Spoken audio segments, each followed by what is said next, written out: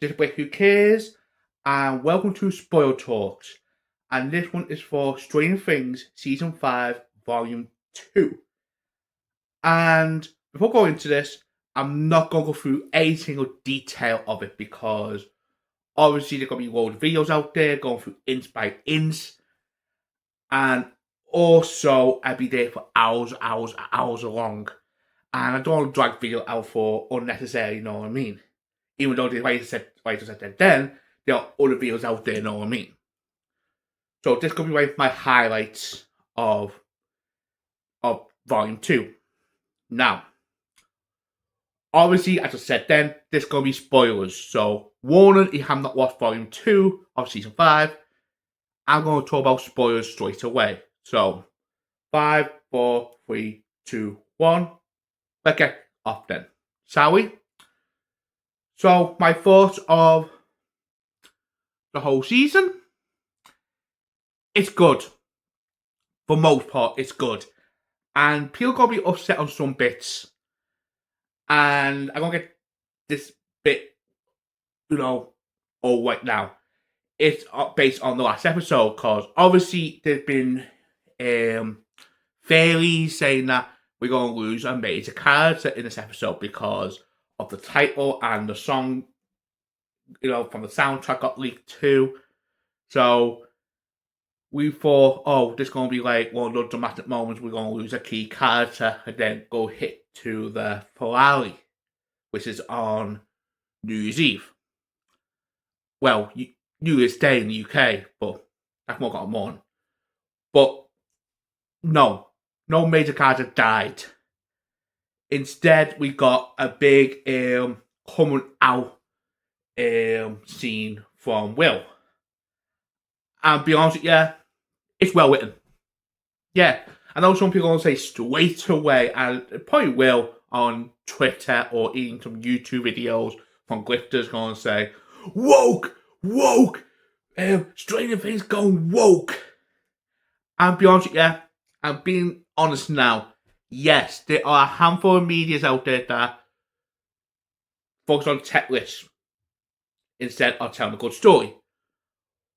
But in this instance, no. I think it's well written. I think it is well written. It makes sense for the character. It does. It makes sense for the character, even from season 1 till what it said. Even the last season, big hint about Will being gay and coming out. And like, yeah, it makes sense. And the way it done it was well done. It was well acted, emotional, beautiful. So, yeah. And also, it makes sense too, because again, Vecna goes through fear. Vecna feeds on it. And on one of the scenes where, again, he watched Volume 1 of Season 5, Will got sort of Vecna's powers. And the thing is, he tried to attack Vecna, which he did work at one point, but then Vecna got a hold of him and basically told him, I can to show you, and basically gave him like all these visions. And one of the visions is one is where his fears, which is about coming out to his family and friends. And one of the visions he said is someone do for him, but a worry about him because obviously, especially don't forget it's set in the 80s. You know what I mean? It's not like open now where you can be gay and that's it. You know what I mean? Back then it's freaking hard. You know what I mean? So that's the thing with that, and he got OD vision. Some of them accepts it, but they worry about him, so Will don't want them to worry about him, and it all got distant, and Will ended up being by himself. That's what he saw, and obviously, it's not like that. It's powerful, and be honest, yeah, it's well written. It is well written. Now, the only fault I got, and this is my only fault I got in the whole season, is I do agree we sort of have a death because you need something like we need something powerful to go into the finale.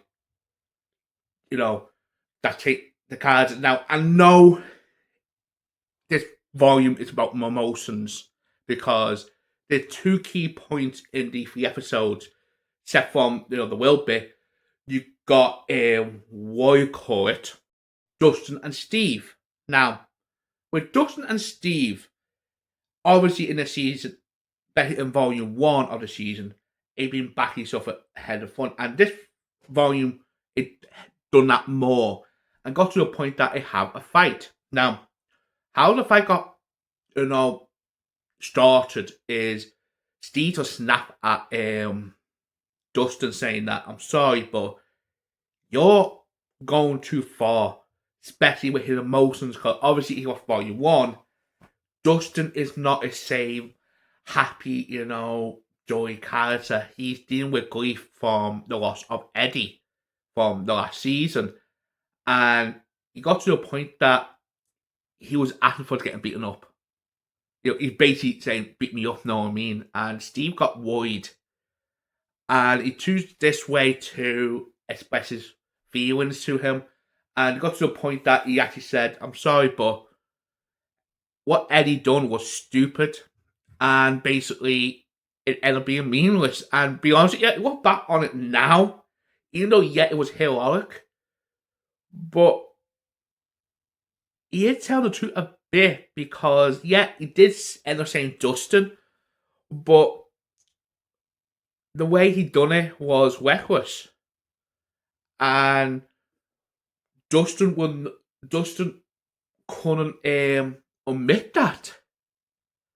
And it got to the point that did a part of this building in, and basically it started melting, which I explain that in a minute, because that's like one of the important points of the season, in this volume.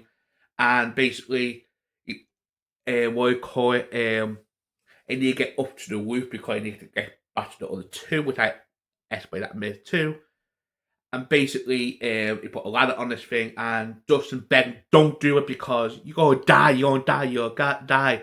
And then he admits that I do not want to lose to anyone else. I lost Eddie, I do not want to lose no more people. He cannot cope. And that then those who hook it out, and basically the part of the section become July, basically. So it basically plays on emotion, which I thought, okay, that is, beautiful the way he done that. Then you got Nancy and Jonathan, because they were stuck on the upper levels while all the buildings starts to melt down. And basically, during this season, especially in volume 1, there's been like an on and off thing with those two. And basically, what ended up happening is it will make that it's a split, basically, and it being denied about it, both of them. And while they are sinking down, the building around is sinking, those two admit that, and some weird reason Jonathan done an unproposal proposal. Which I thought, okay, that's funny. That's the first time I saw of an unproposal on screen. And basically, it both ended up being cool about it. And again, once they admit that, the second around them start to dry. And see what I mean about it plays on emotion in this volume. It plays on emotion.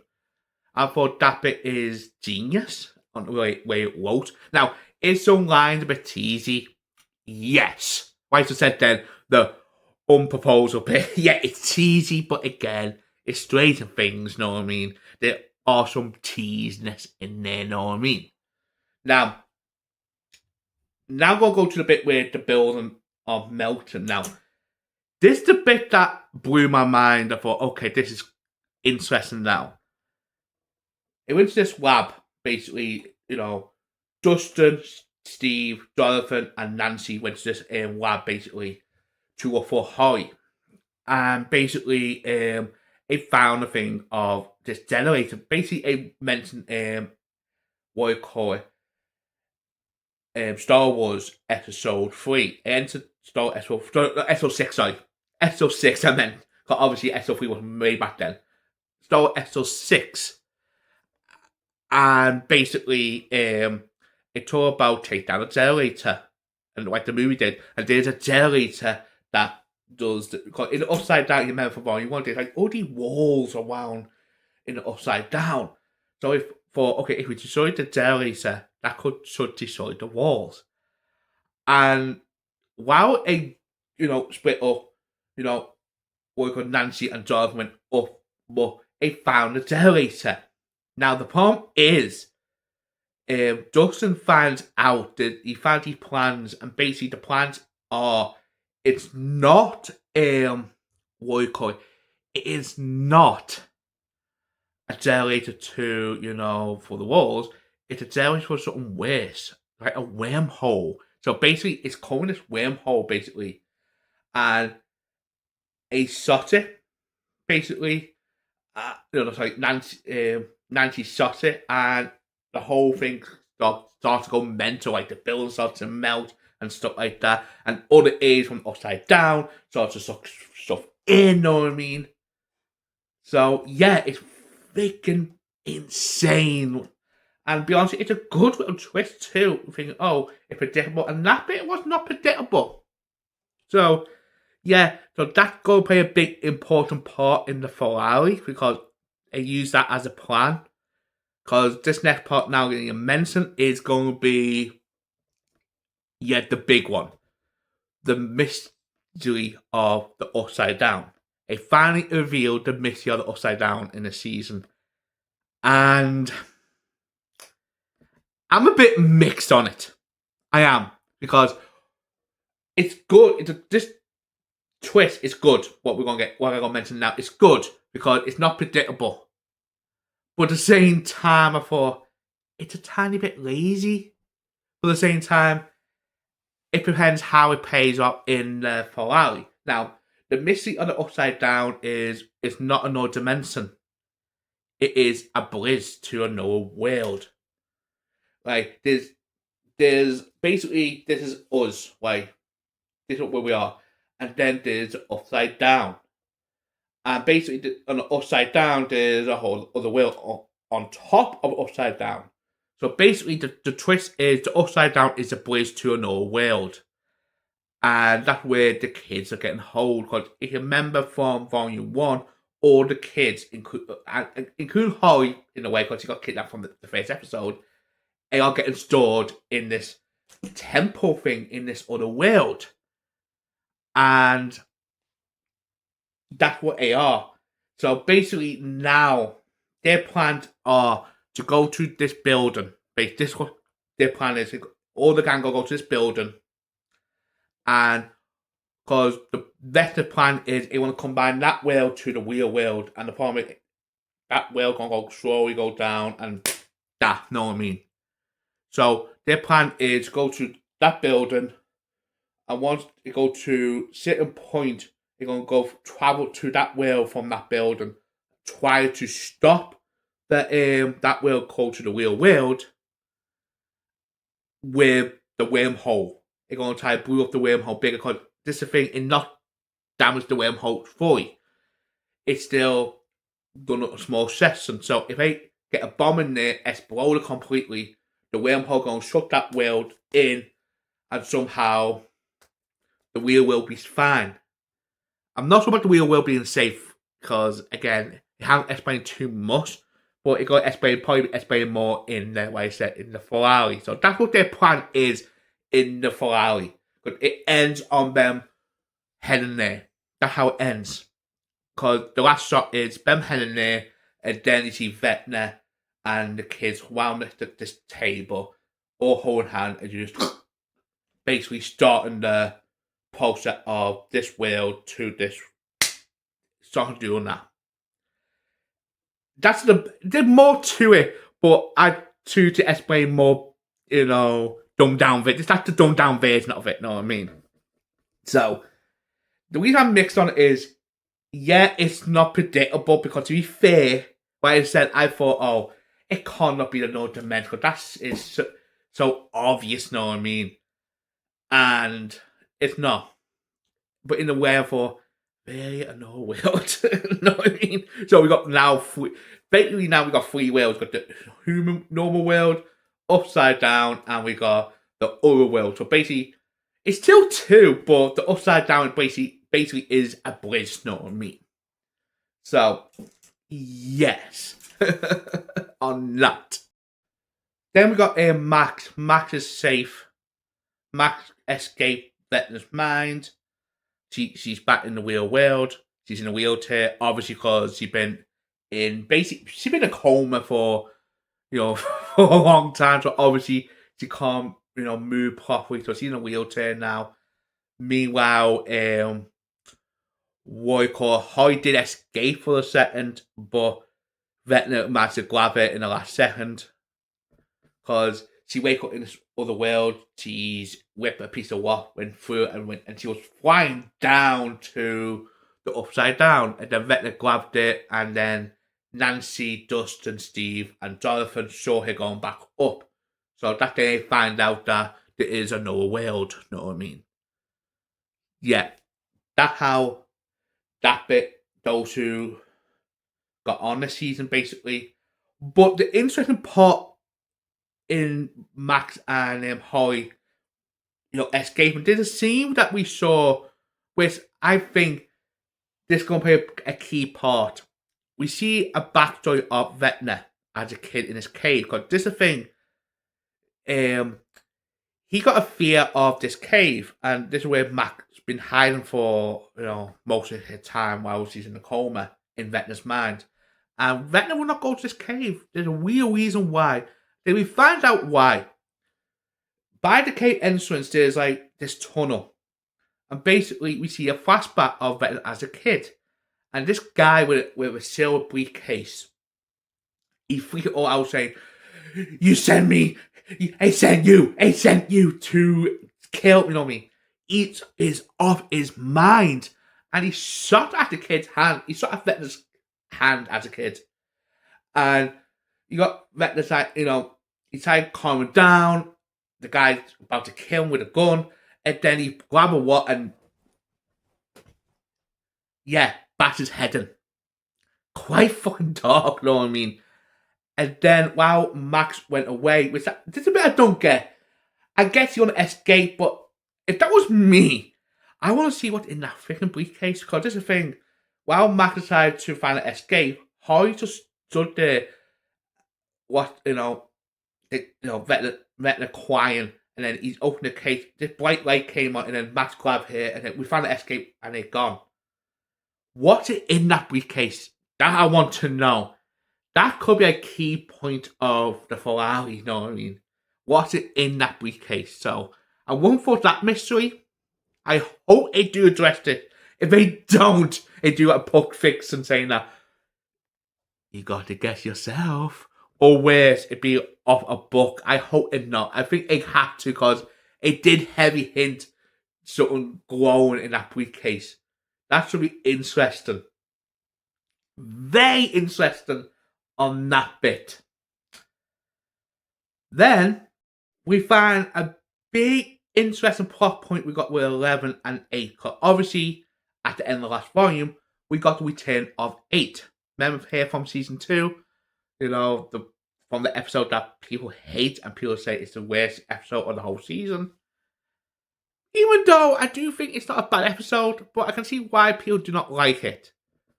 Well, one of my questions is, where are her friends? Where are her gang? And basically, freaking hell, the government has massacred them. It's just here now. And basically, there's a big plot point with those two that we find out the reason why 8 is in that lab is the government is now redoing the old experiments. Yep. The old experiment from season 1 that they want to get these super kids, basically. And we find here that they've been taking blood from her and putting her blood in pregnant women. Not just one woman, a lot of pregnant women. So basically, they tried to make a new set of kids and hopefully recreate 11. And one of the big plot point is then Weston got took in this place. it used his blood to make 11. And basically 11 become the perfect close to Vecna. That's why they all want 11, because he is the perfect, test. Basically, he's a perfect result, while all the kids got experiment on. People with how many mad, powerful kids with different abilities. So basically, 8 said to 11, the only way this will end, because this will carry on, even if we destroy Vecna, he still got 11. Like I said, 11 is the closest to Vecna. So basically, she told her, saying, listen, if me and you just die after this outcome, so disappear, die. Basically, like I said, the wormhole. Remember the wormhole thing I said before? She basically said, once it saved the day, got the kids on that, we both stayed behind and get shot in the wormhole, disappeared. That will be the only way that it will end, truly. Because while there's, some hope that we can make another Vecna, which is 11, it never end. So now 11 is thinking about, going through it. And yeah, now there's that scene that got leaked on the set with Warrior Core, with Mike and Jim on the bench walking sad. So we're all thinking, is 11 dead? Is he dead? Just to think, it'd be too predictable now. It'd be very predictable if that ended up happening, because a heavy hint it now in Volume 2, at the end of Volume 2, basically, that 11's going to go through with it, along with 8. I cannot see 11 dying now, because if they do, 8's not revealed the information so soon, because it's too obvious. It is well too obvious. So, that should be an interesting plot point going to get in the last volume. Now, what I said before, most of it's well written. And yes, like I said before also, it is some cheesy moments. It is. But again, it's Stranger Things, you know what I mean? That's the whole point. It's like it basically, it's like it was written today, standards, you know what I mean? So you know what you get into, you know what I mean? But this is the big but now. What my main problem is I know people will say, oh, not everyone had to die. No. I think on stuff like this, especially how big the story is, how big the danger is, so-and-so sort of died in this volume, and then that would have been a big impact for the Ferrari, for the gang, you know what I mean? So, that's my only problem. Now, will someone end up dying? I think it had to. I think someone will die. I'm not sure who. Now, as I said before, there's a big hint that 11's going to die. I think it'd be too obvious now. Now, I think 8 will definitely die. Obviously, I think 8 is gone. But it won't be a big impact if she dies. I'm not saying because she's a bad character or that. I'm saying because she's only in one episode in the beginning of the whole show, basically. And she's in a handful of episodes in basically halfway through the last season, basically. Not even halfway through, basically. So, if she dies, that's not a much impact death that it hits us. It's like the Harry Potter movies compared to the books. With the book, then Dobby died. That was impactful because Dobby was basically a part of a single book, even though he's not in it much. But each book he made a small impact by helping Harry and the gang.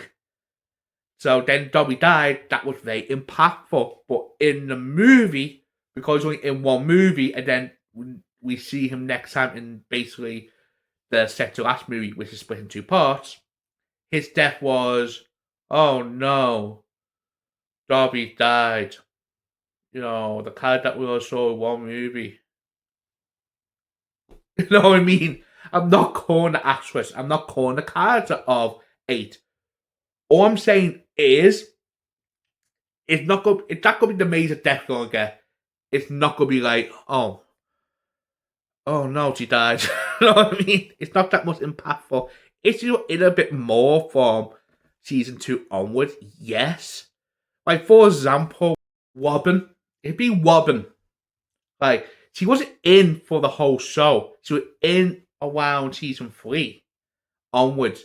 So basically, she's only in for 3 seasons out of the 5. But if she dies, her character be more impactful because she was in a lot of episodes since season 3 onwards, and she played a big impact on those episodes. So that's a difference. I'm not saying kill off the main kids. I'm not saying that. All I'm saying is it has to be a character that's been on long enough that have impact, and then will hit the audience, and then go to the finale, and then bang. But now, I think on the finale, they have to kill like a key character off, know what I mean? Now, who will it be? We don't know. Like I said, 11 is most likely, but I can't see it because it'd be too obvious. So that's my little pick on Volume 2 and my thought about, on the finale. Now, go to the finale now. It's interesting because it's on for 2 hours and 9 minutes. And the problem is, it's going to take about 5 minutes off that from the credits. So basically, it's 2 hours, basically. We got a 2-hour finale. Basically, a movie. Now, it should be interesting. The only point I got set from the death bit, again, this is not the show's fault. This is Netflix being freaking stupid and greedy, is it should not have been 3 parts. It should have been 2 parts. Yeah, I get, and this is the thing, I know people might call me a sucker. I get why you're doing the parts. Yes, mostly it's money. Because you get 2 months of Netflix payments on that. But also, it's about hype. Because this is the point what Stranger Things had. Even though it is an amazing show, people love it. With 80 seasons, all the episode comes out. You watch it all, and then people talk about that week, and then next week, it move on. With what they've done now with the volumes, people talk about for weeks, talk about fairies. Again, more word to mouth, free advertisement, especially in the state age of social media. So I get the volumes bit, but it did not need 3 volumes, and especially the last volume. It's only 1 episode, which is 2 hours, which basically is 2 episodes, basically. And it's on a week after Volume 2. Just release it all at once, know what I mean? If you're going to do that, do 2 volumes. That's all you need to do. So, again, I'm not going to wait it until Volume 3 comes out. But what I'm saying, I enjoyed binging it all last night. And sis, it teared me up because I had a bit mix of Christmas. Yeah, I had a good time getting presents, try to be there with my family as much as I can, but I busted my ankle. So, yeah, this teared me up a bit, to be fair. Yeah, the family too, obviously, but know what I mean? I wish I could have done more to Christmas because I can't move around much. Because my ankle is busted. Good thing is, it's not swelling. I can walk on it a bit, but it's still a bit painful. Not much as it was the last 2 days. I've done it on Christmas Eve. So, question of the day before I leave is, what you for this season, and who you think gonna die on the finale, or how many people gonna die? I'd hit your comments below. So, if you like this video, please leave a like and subscribe to my channel. This is Who Cares. See you on the next one.